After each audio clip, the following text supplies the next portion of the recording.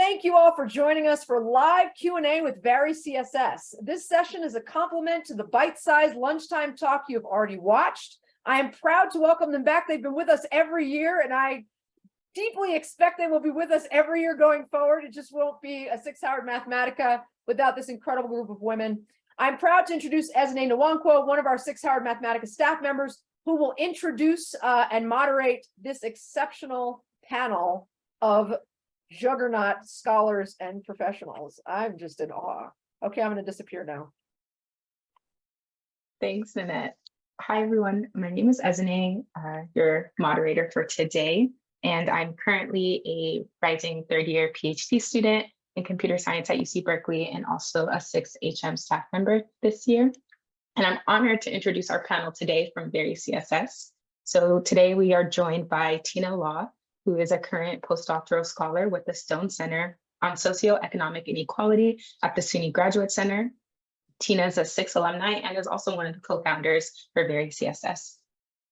And then we also have Taylor Brown, who recently earned a Ph.D. in sociology from Duke University, where she specialized in culture, computational methods, markets, and inequality. Taylor, also a SICSS alumni, is one of the co-founders for varyCSS. And then we also are joined by Aidan Combs, who's a PhD candidate in the sociology department at Duke University. And we have Katherine Zaslavsky, who's a PhD candidate in sociology at Cornell University. Thanks so much for joining today. We really appreciate it. And we're super excited to chat with you about your experience and just like the origin story of varyCSS, which leads me to my first question for you all, so you talked about a bit about how varyCSS started, but I'm curious to hear just generally what the origin, behind the scenes origin story from your perspective, or just generally, how did you get involved in organizing varyCSS? Anybody can start. Maybe we'll start with Taylor. So I was going to tag Tina, but I'm happy to start. Tina, you're going to have to help me out with what year that was that you were at SICSS. It was 2018, right, that we met? 2018. Tina and I were put in contact by my PhD advisor, just kind of saying generally both of you are interested in questions of equity, and especially in the context in this new discipline of computational social science. And Tina and I met, we kind of hit it off. We started talking about what we could build, and it all started with just being participants at SICSS and at the various computational social science conferences, where we're often hearing from amazing scholars, but often the same scholars that tended to be white men who were fun to listen to the first time. And by the fifth time, you were kind of like, cool, you're still cool, but there's a lot of other people. And we thought we'd just break down the kind of make it as easy as possible for people organizing panels or syllabi to find other scholars, other stellar scholars in this field. And so we're like, let's just build a list of underrepresented scholars in CSS and share that. And now it's evolved into this community and this team and a bunch of other resources. But yeah, that's the origin, was just two like-minded people being put in contact. So definitely don't hesitate when you see those opportunities to make introductions or to take them.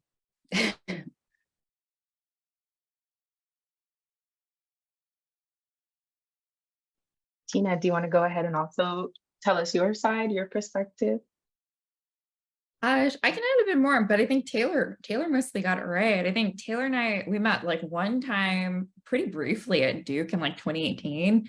And I think varyCSS grew out of many phone calls over the course of a year. And then we finally launched it in 2019. And then Taylor and I finally got to spend time in person, more recently, but for the longest time, this was we were e-friends, internet friends.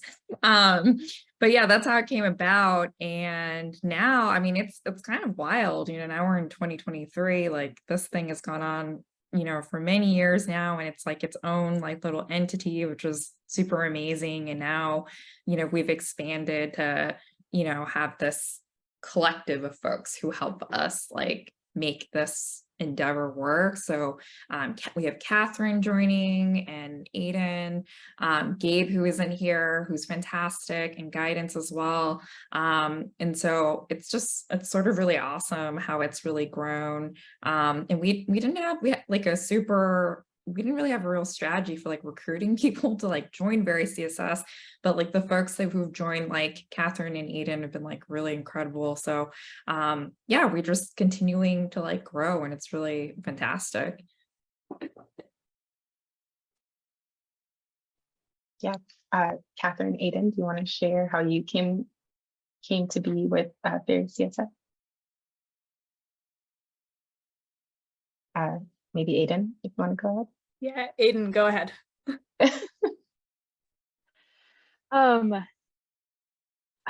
Gosh, I don't remember exactly how I got connected, except I mean, I'm also at Duke, and so I'm sure I got connected through Taylor. Probably, I don't know.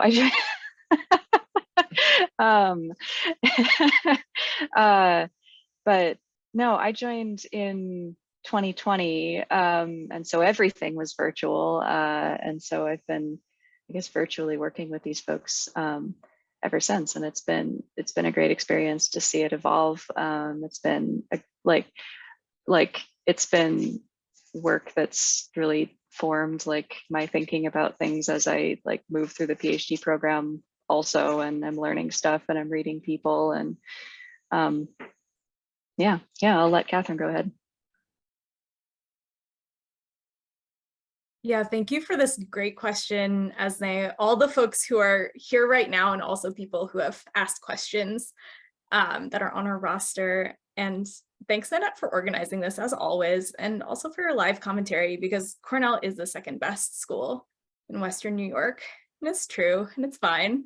We're fine with it. And I actually joined varyCSS in large part because I was at Cornell, this school that's known for being amazing in computational methods. And I entered this space. I thought, wow, what an incredible space this is going to be.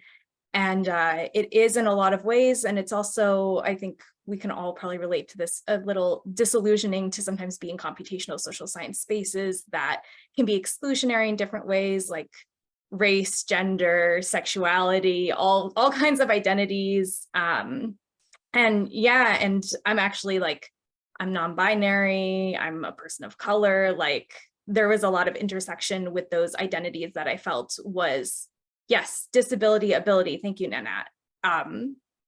All of these things are really sometimes shunned from computational social science spaces.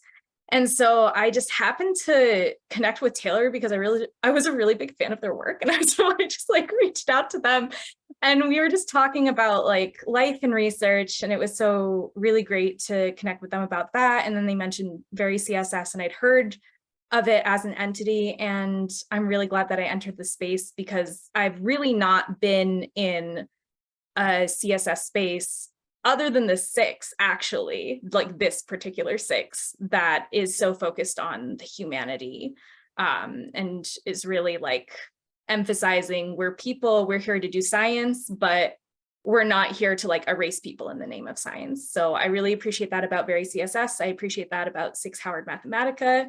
Thank you to everyone who's listening and everyone who like made this a reality. It's a big deal, and it's not an easy thing to create. Thank you so much for sharing. Yeah, it's really amazing to see all of this come together, even in just the sessions that I've been able to join. It's been, I've really loved it. It's been fabulous. So also thank you, Nanette. Another question we have from one of our alum, actually, they wanted to ask, what are some of the challenges that you all faced in starting and maintaining varyCSS, and what were some resources that you guys used, like either in terms of time or funding? I'm gonna pick Tina, maybe, to go. Sure, I can go. I think, so what are some challenges in maintaining? I mean, so I think for one thing, a good kind of lesson learned that we've had is that it's definitely much easier to launch something than it is to maintain it. And so much of our conversations over the past year, maybe even longer than that, have been trying to figure out how do we maintain this as like a good quality resource, especially when just so many things change. I mean, even with our scholars database, which is kind of what we're known for providing in terms of a resource where we kind of highlight underrepresented scholars in CSS, that takes a surprisingly a lot of work to maintain because it grows over time and then people move, people change. So we constantly have to find ways to update that process. And then in kind of growing beyond just me and Taylor, like running varyCSS, like we've had to develop like new processes, right? For like actually getting other folks like Aidan and Katherine to like be able to help us like in updating these processes, because before, you know, it was much more informal because it was just Taylor and I, but we've actually had to think a lot more about how we like actually document what we do and how we can kind of like streamline a lot of the processes, for example, for like getting the nominations submitted to getting them up on the website and making that a more streamlined process. So we're really kind of thinking through a lot of that right now. So that's actually like a really good question and something we're thinking a lot about these days. So that's kind of like top of mind. And then I guess like related to that, I mean, so this has been entirely like a volunteer kind of endeavor. Like we all do this because we think this is an important resource for the field of CSS. And we like donate our time in terms like towards this effort. And I guess that's like the resource we've been using, right, is ourselves and our donated time. We've been trying to think more about, you know, do we actually need kind of like external support for this, like versus kind of like running this kind of like on our labor and our love of this endeavor. And so that's something we're thinking about a lot, even just something like perhaps having resources to do a retreat where we can kind of do kind of like more long-term planning around our mission, which is something that we've been working on as well, is like rewriting our mission and thinking more collectively about our mission, or thinking about like long-term planning, kind of long-term goals. And so these are all the exact question you're asking is like what we're talking about right now. We don't have any answers, but we're thinking a lot about that. Especially as we're headed into our 4th, 5th year and so on and so forth. And then, you know, all of us are changing, you know, we're taking on new positions, we're going through various kind of life transitions or whatnot. So we have to find a way to make this sustainable for everyone and like helpful for everyone. So that's something we're thinking about a lot, but I'll stop there and let folks jump in. But before I do, actually, I want to thank the Net for inviting us here. We've been here for the last 3 years. It's always super exciting for us to be here. We look forward to this every year, not just to hang out with the Net, but it's for us. I think, you know, we treat our annual meetup at SICSS-Howard as like a benchmark to like get things moving. So we really push to get a lot of updates to the website and things like that. So I think it's been really kind of cool in that way. And I think for us to watch this particular SICSS site grow and kind of evolve over time has been incredible. Like this is like the premier SICSS site to be at. Like we've seen it from when the Net first started to now, and just gets like better and better. Like I wish this had been around like when I was doing the SICSS. Like this is fantastic.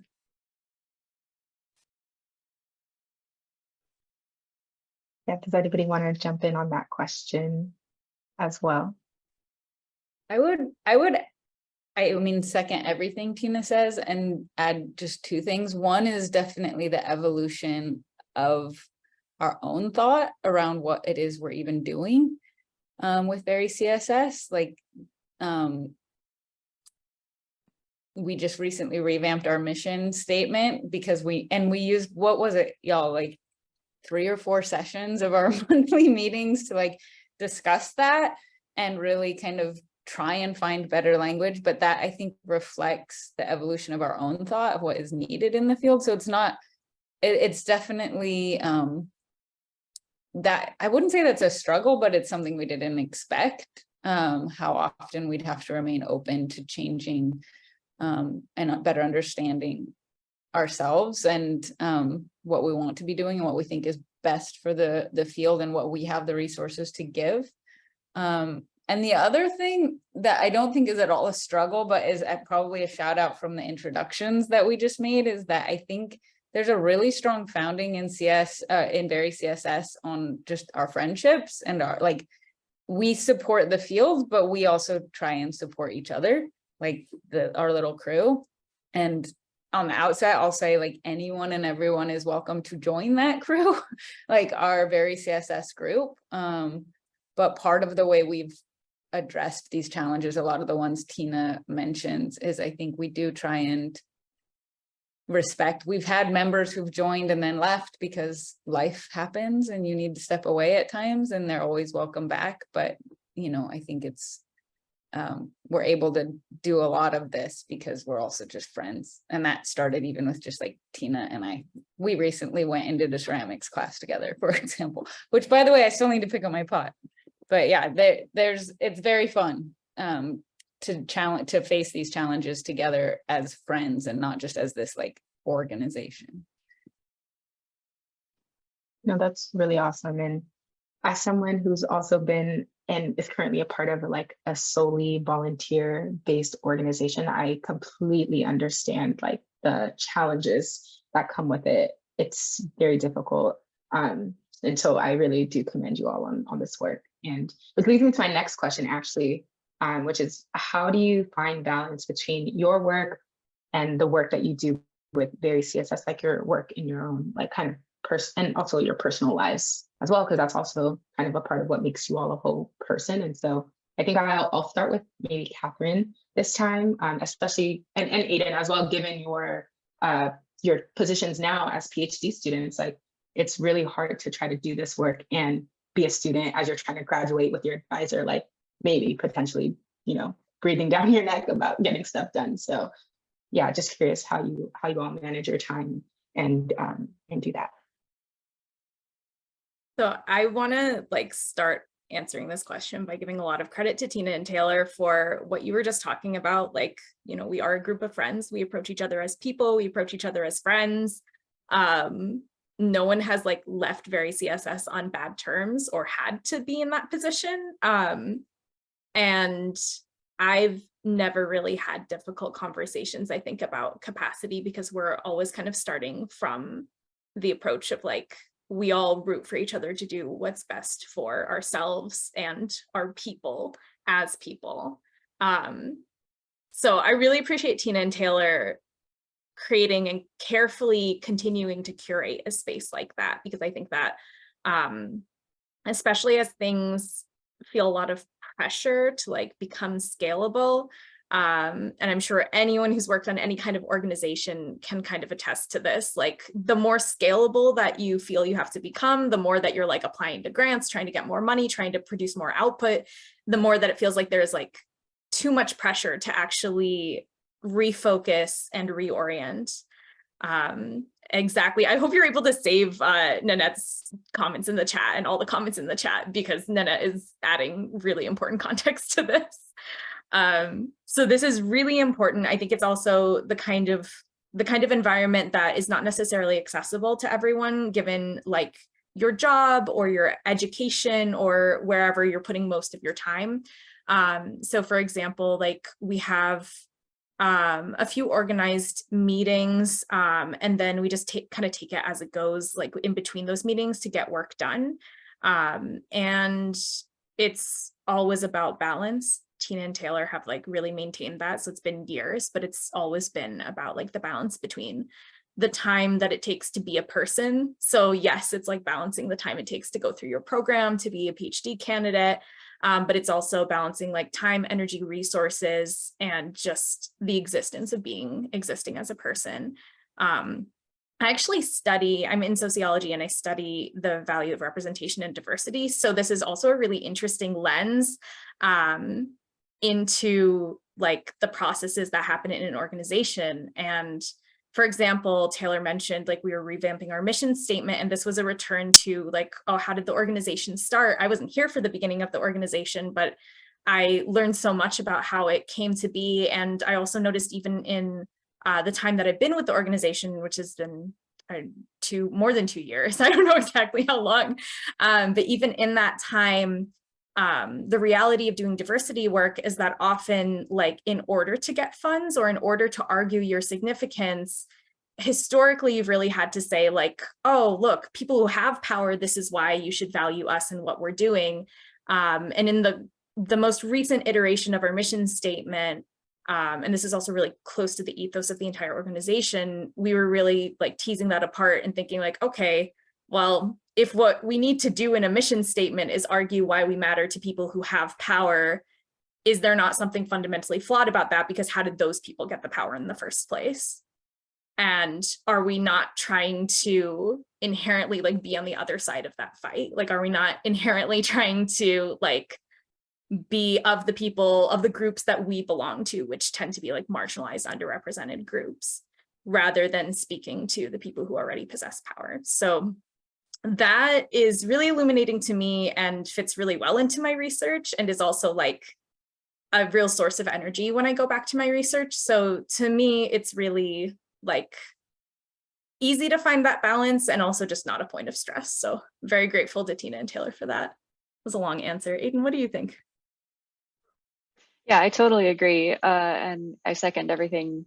I mean, I second everything you said, but I also deeply appreciative to Tina and Taylor and the whole crew, you know, like for creating like an environment where I think, you know, we don't put that sort of pressure on each other, and I don't think we put that sort of pressure necessarily on ourselves either. And so, like, because of that, and because, well, mostly because of that, I think this work feels different than the other work that I have to do. You know, like you have a list of things that you're going through, and you know, when we do work for varyCSS, that feels like it feels qualitatively different than working on whatever paper it is, or because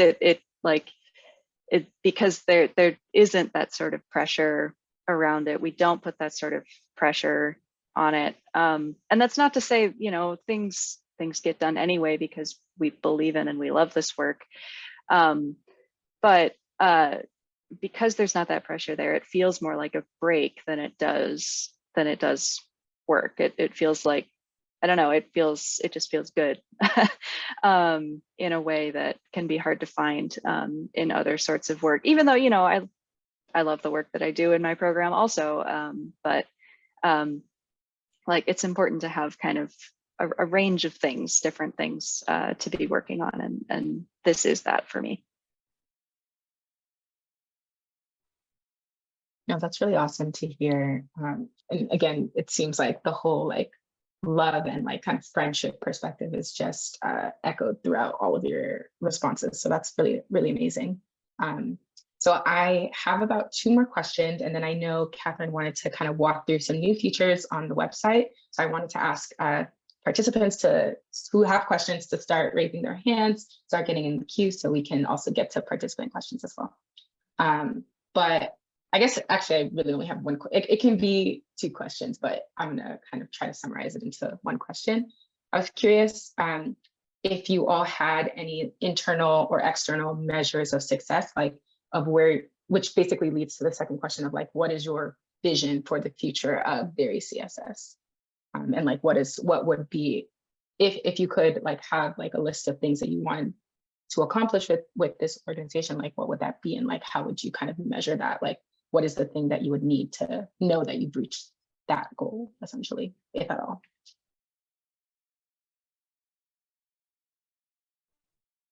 Maybe we can work backwards and start with Aidan this time.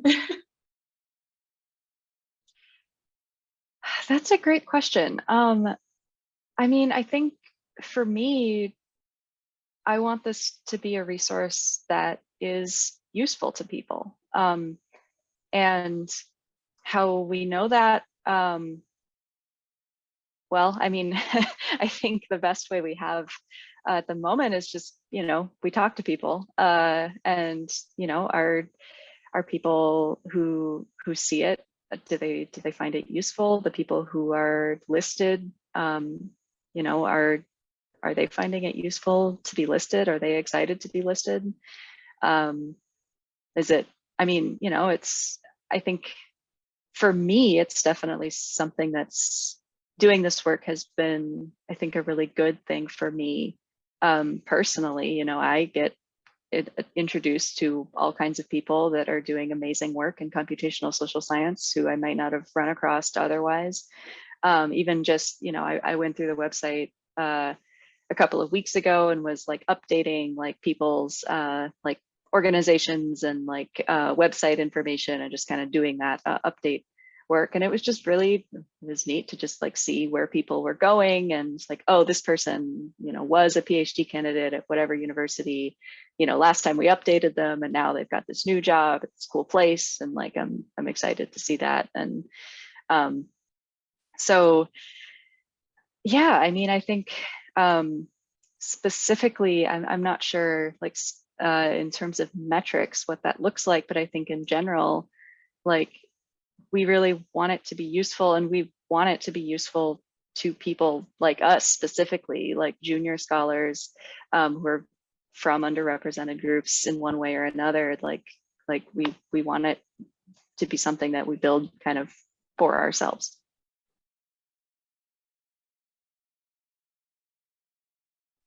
I think it's also really important for us to bring more,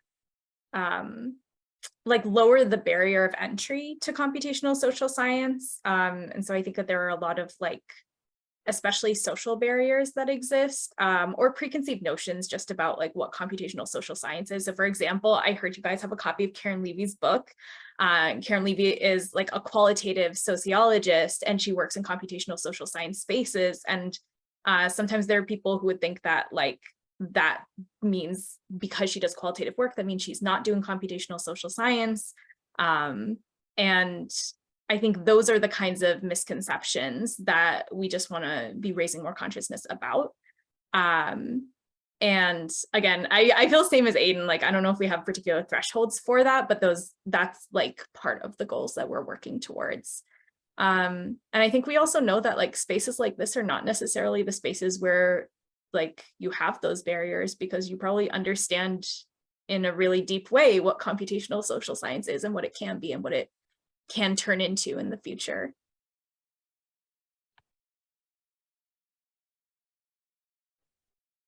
Taylor or Tina, do you have any comments? Yeah, I think totally agree with what Katherine and Aidan noted, and I was mention something quick because I want to definitely leave space for questions. I think for me, like externally, like my external goal would be like, I would love for varyCSS to be a resource that people start with, like when they plan events and not something they turn to at the very end, just kind of like shoehorn diversity. I would really like for the resource to function in that way. I don't know how we track that necessarily, but I think that would be a really great kind of evolution of the resource. And in terms of metrics, I mean, I think that's a really good question. I mean, so much of my work, but especially when it comes to varyCSS is like feelings. It's like, does it feel good to work on this project? Do I feel like it's making a difference? Do I feel interested in it? You know, do I feel like the work that we're doing is like moving the dial in some way? And especially as we're bringing on new folks like to the crew, like Aidan, like Katherine, it's like extremely important to me that like the folks feel like connected to us, that they're getting something out of this process, that like they're enjoying the time that they're spending like on varyCSS, and it's not transactional, that we're not just bringing new people to like help with labor, because I don't think of people as labor providers. And so like I think that is like very important, just making sure that people feel connected and feel good about being engaged in the work. That's not a great metric, it's feelings, but feelings is the metric here.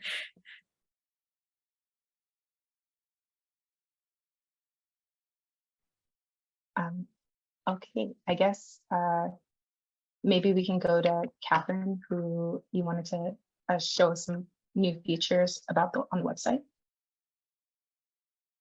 Yes, let me share my screen.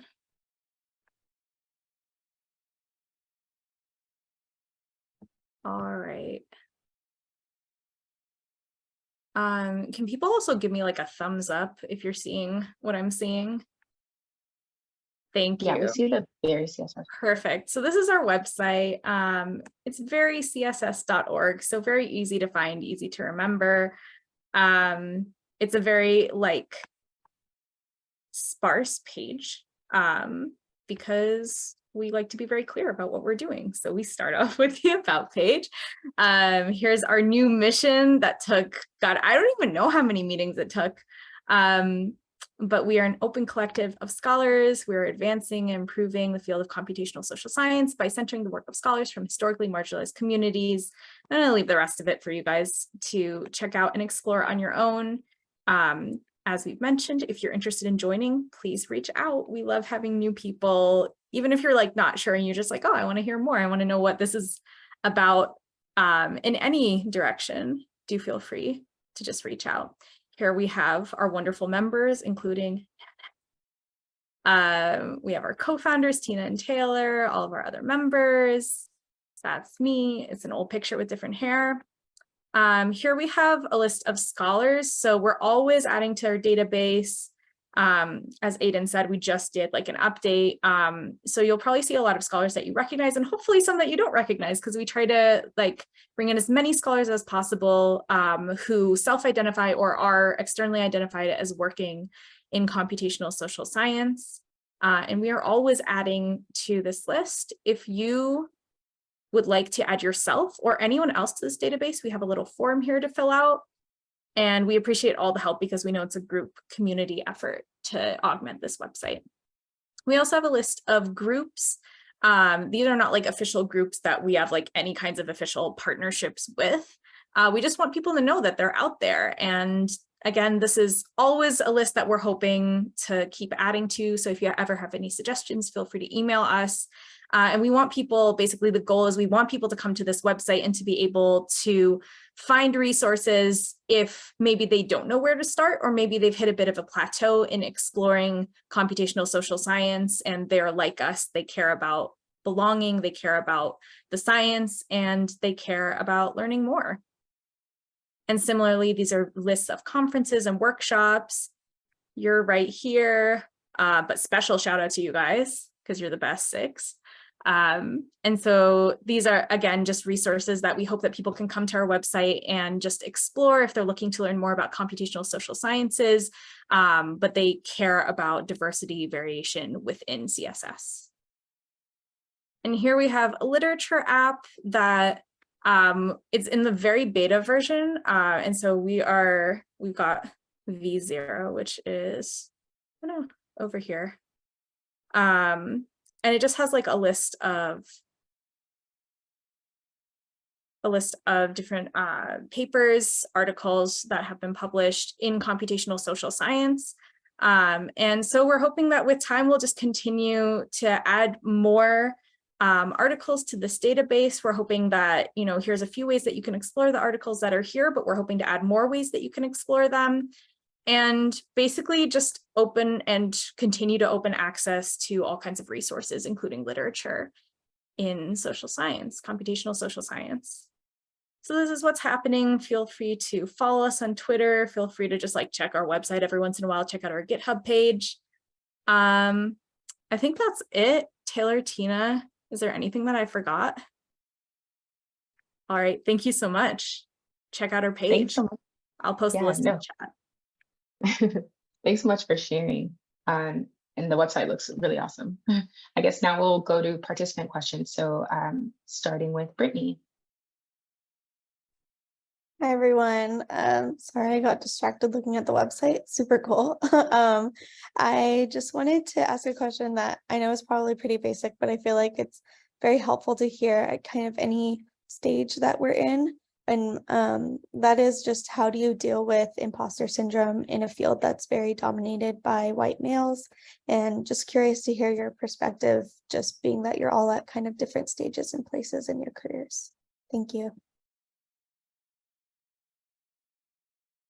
I have a very quick thing to say about that, which is that imposter syndrome is never a problem within yourself, and it should not be treated as if it's a problem within yourself, because this, like many experiences, of racism, sexism, ableism, all of the isms. This is a problem with society, and it's a problem with the people who hold the power. So I'm very sorry. It is real, though. It is very, very real, but this is not a problem that you should have to take on to fix yourself.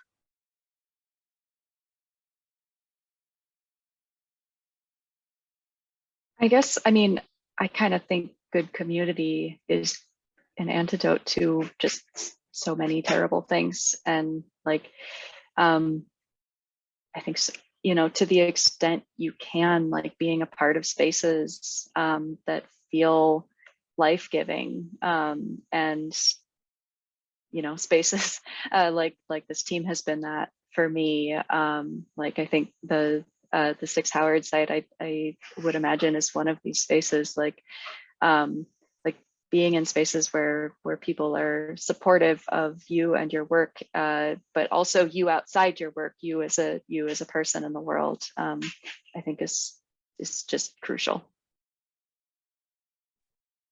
I would definitely second what Aidan and Katherine both said, 100%. And I think the virtual tools that we have at our disposal right now are really wonderful because they allow you to stay connected to those healthy communities and to the kind of the environment that's creating the imposter syndrome. You might be in a classroom or at a conference where you're feeling that, and these technological tools that have other problems they bring with it. But one of the really wonderful things that they have is, like, I would hope, for example, we have a WhatsApp for our varyCSS, that if any of our members were in a situation like that, they would feel comfortable to just text our WhatsApp and be like, y'all, I'm feeling this. And there would just be a lot of like connection and reassertion of the fact that you're not an imposter. You're the one bringing something really important to wherever you are right now physically. So yeah, I think that is a good part of the technological tools that we have, and finding these kind of online communities can kind of help you bring that community to whatever situation you're in. Yeah, thank you so much. Imposter syndrome is real, and I agree with what you all have said in terms of like tackling it. Finding good community is really important. Nina, do you want to go next? Thank you very much. Thank you. This has been really interesting listening to these talks. Thank you for your time. I'm curious, have you received any unanticipated opposition or pushback when it comes to doing these efforts, as well as how do you translate what you do to persons who are not versed in computational social sciences and but who may be important in your lives? How do you translate what you do to them? And that's it.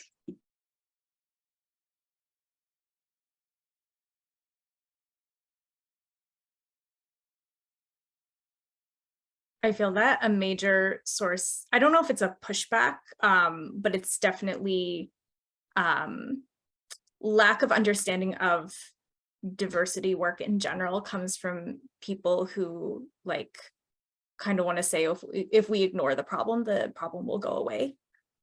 So in computational social science, the version of that looks like is if we focus on the science and if we focus on the work, and if all we care about is the work, then the problems with accessibility on all fronts will go away. And the people who are meant to be studying these things will just naturally remain in the field.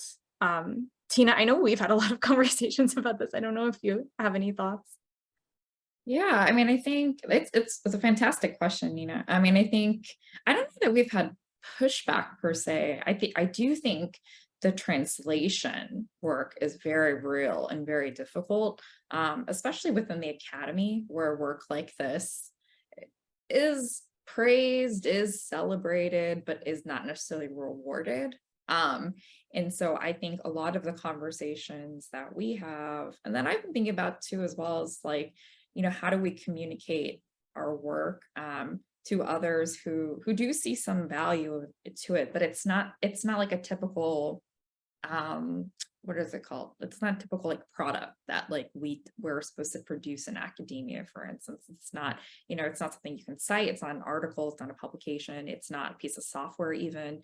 So how do we communicate like the value that we bring in terms of the work that we're doing with varyCSS? And I think I mean, this is a piece of work that is like focused on diversity, but I think there's a tendency within the academy in particular to really kind of like pigeonhole diversity work as a way to kind of like marginalize diversity work, as if it's not actually contributing to the science, which it is. I mean, who is producing the science is an important part of science production, right? So I think kind of like reconnecting that work, diversity work is intimately tied with like all other areas of work, is like very important. So I think it's something that we're thinking about a lot, and the translation of the work is hard. I think for the longest time too. I think now that it's been around for a couple of years, people and because there's similar efforts, like there's Women Also Know, there's like People of Color Also Know. There are like great sites too, like as more and more people are doing these types of like grassroots efforts to kind of diversify the academy. Our work has been more legible in that regard. And so maybe as we're all working together, like we can all kind of be self-supporting in that regard. But yeah, that's definitely something we're thinking about. There's no clear answers at this point, but it's definitely something we're thinking about a lot.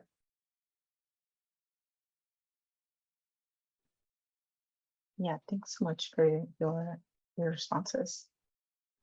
So in the interest of time, we're gonna bring up the last three question askers and just have them ask their questions all together, and then you all can feel free to answer to all or any of the questions. But before that, I wanted to mention that one of our speakers tomorrow, Renata, is on the panel for DLab. Is currently on your website and in your database. So that's really awesome. And I also wanted to mention that it's JJ's birthday, so we are also going to sing happy birthday. So stick around for that. But let's go ahead and get the last few questions. So Mateo, do you want to go first? Yes. Thank you for presenting your work with us for all.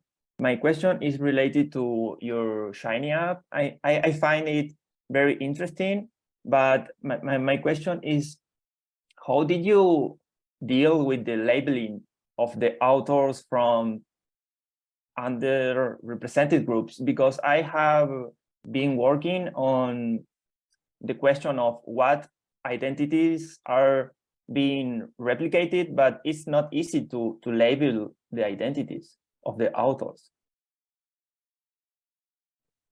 And then we'll have Gia go next, and then JJ.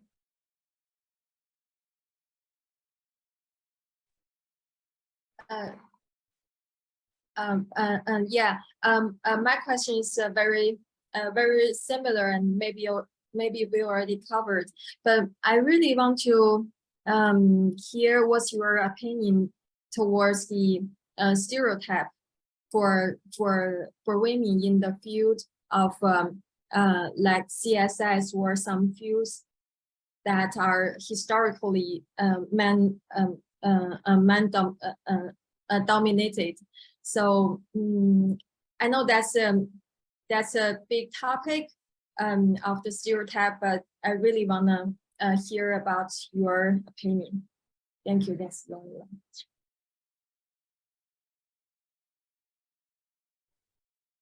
And JJ, go ahead.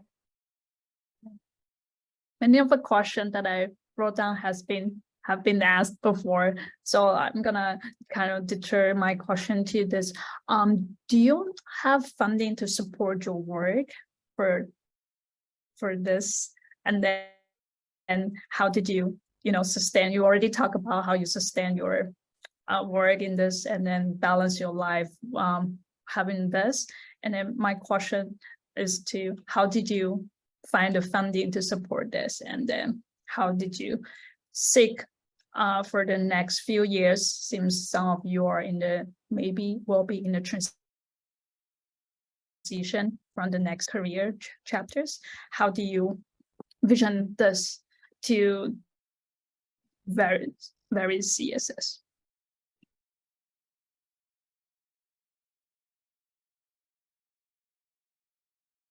I think I can quickly try and say 1 or 2 sentences about each and then save the rest of the time for my colleagues. But to the first question, Mateo, certainly what you're doing is harder than what we're doing. Like being able to label in a scientific endeavor is quite different than providing a resource like this, because there's just so much more precision that I think that you need. We benefit in some respects, and I'll let the rest of the team speak to it, from the speakers list that we have, that we can kind of know who's identified there and then find what literature they have produced. So that's helpful for us, but it doesn't create the kind of population that you might be looking for, or the precision at times that you might be looking for. I'm trying to remember the second question real quick. I know to the third, I just want to say we do not yet have funding, but Nanette, we talked about this last year. I do not want that at all to come off as a representation that this sort of work should be done for free. And I think, especially as we think about that question of resistance, what resistance have we got? There's another form of resistance, which is just like that the labor, this sort of work, as much as we describe it as a joy, is also being done by those of us who come from these, what we consider these underrepresented groups. And that shouldn't go without saying. And we would love to have support from people who do not identify with any of these groups. And yet that seems to be harder to sustain. Like their involvement is harder to sustain a lot of the time, just to call that out. I probably missed something, but I'm going to pass it to others to speak.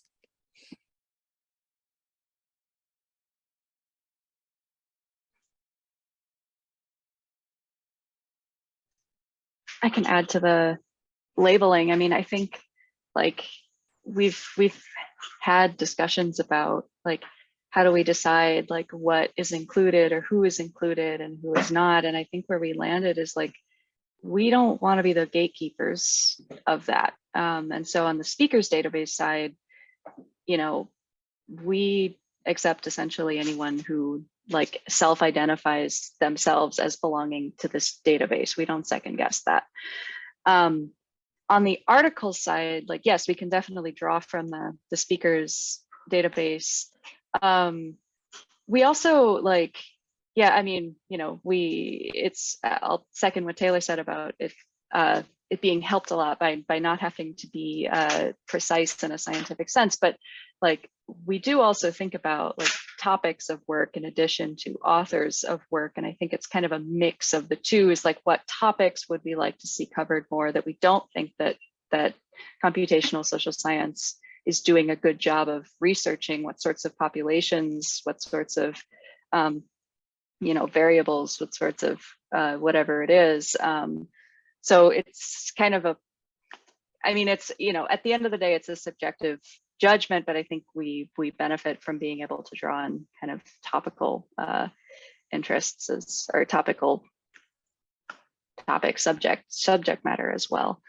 And I think at the, you know, we include the sorts of work that we would like to see more of. Yeah, to second that, agreed on everything, and also definitely want to emphasize what Taylor said about like this work is important and it's structurally like undervalued, underfunded. And the people who should be putting the resources towards it should be the people who like would not be included in our speakers database. Like the work should come from the people who have the power. Yeah, so like Aidan said, it's mostly self-nominated. We've also talked about the possibility to kind of combine these efforts for the scholars database and for the articles. And so, you know, if we have an author who's in the articles database, then it would be really great for us to be able to touch base with them and see, you know, how do they identify, would they identify as being included on our, yeah, on our scholars database. Sorry, I lost track of my sentence there. And vice versa. So that's the kind of thing that we're trying to build, is like more interconnectedness between those sides of the site, with an emphasis on people's self-nominations. And maybe I'll pass it off to Tina. No, I think you guys covered it. I think we might have missed Gia's question, but yeah, Gia, let us, not JJ, Gia, let us know if, you know, we missed something, and we can certainly talk about that. My question is about the stereotype in the field that women is now dominated before. So, do you see that phenomenon, and how did you see the stereotype? Thanks.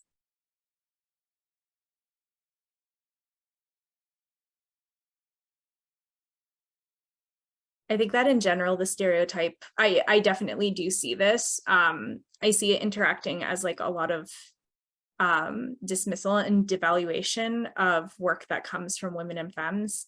And these days we seem to be entering a phase of like, again, like colorblind racism, but also like gender blind sexism, where people kind of say like, it's about the work, it's not about the gender. And then it becomes very difficult to bring up these kinds of issues. So thank you for bringing this up, because it is important and we should be talking about it. And of all people, social scientists know that you can't fix a problem and you can't even understand a problem if you're not going to just give it attention. We need that. I certainly think, because your question was specific to gender, one of the things I've thought about, partially out of things that were provoked during my dissertation, is like just the symbolic attributes of that stereotype. Everything from like the colors used in like infographics to the type of attire we wear to conferences, to all these things that tend to skew masculine. And this is just my personal thing. It is not like a structural endeavor necessarily, but I certainly try and just think of what I am comfortable in and what represents me well, and show up with that, whether that is in the way that I write, which might, the way that I write, the way that I dress, the way that I just try and show up as me, especially when, and I do notice, especially when I think I'm going to like an all male panel or something like that, I probably overemphasize to want to come as like the badass representing something that's not there.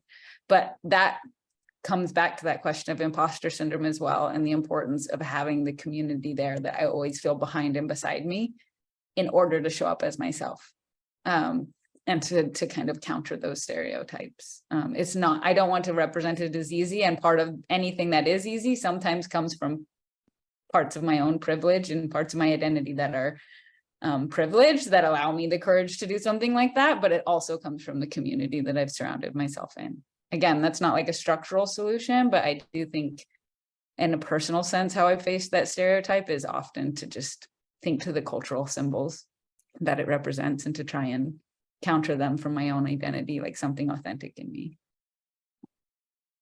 Yeah, I would definitely second what Taylor said. I mean, especially about the aesthetics.